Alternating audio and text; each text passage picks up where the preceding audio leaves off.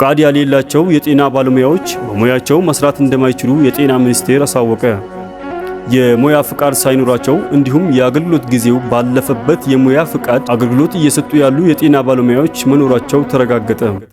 ጤና ይስጥልን ውድ የኤስቢሲ ኢትዮጵያ ቤተሰቦች፣ ቻናላችንን ሰብስክራይብ በማድረግ እና የደውል ምልክቷን በመጫን በየጊዜው ያልተዳሰሱ ትኩስና እውነተኛ መረጃዎችን በፍጥነት ያገኙ። ቪዲዮውን ላይክ እና ሼር በማድረግ ጀምሩት።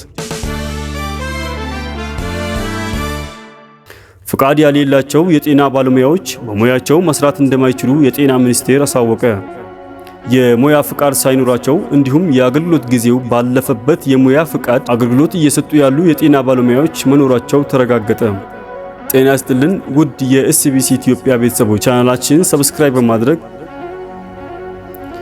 የጤና ሚኒስቴር እስከ መስከረም 30 2018 ዓ.ም የታደሰ የሙያ ፍቃድ ያልያዙና ያላወጡ የጤና ባለሙያዎች አገልግሎት መስጠት እንደማይችሉ አሳውቋል።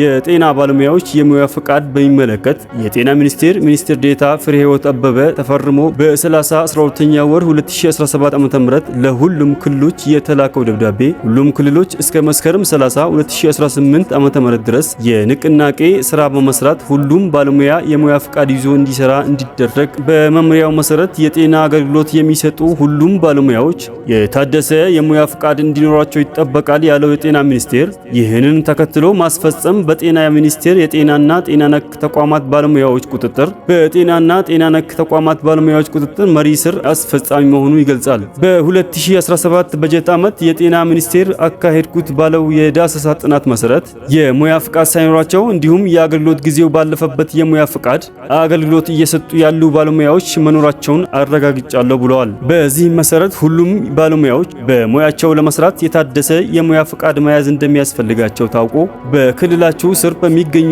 የጤና ተቋማት ላይ የሚሰሩ ጤና ባለሙያዎች እስከ መስከረም 30 2018 ዓ.ም ብቻ የሙያ ፍቃድ እንዲያወጡ ሲል ሚኒስቴር መስሪያ ቤቱ አሳስቧል። ከመስከረም 30 2018 ዓ.ም በኋላ ግን ኖ ላይሰንስ ኖ ፕራክቲስ በሚል መሪ ቃል የሙያ ፍቃድ የሌላቸው ባለሙያዎች በሙያቸው መስራት እንደማይችሉ አሳውቋል። የሙያ ፍቃድ ለማውጣትና ለማሳደስ የተሰጠው ጊዜ እስከሚያልቅ ድረስ ክልሎች አስፈላጊውን የንቅናቄ ስራ በመስራት ሁሉም ባለሙያ የሙያ ፍቃድ ይዞ እንዲሰራ እንዲያደርጉ ማሳሰቢያ አውጥቷል። ጤና ይስጥልን ውድ የኤስቢሲ ኢትዮጵያ ቤተሰቦች፣ ቻናላችንን ሰብስክራይብ በማድረግ እና የደውል ምልክቷን በመጫን በየጊዜው ያልተዳሰሱ ትኩስና እውነተኛ መረጃዎችን በፍጥነት ያገኙ።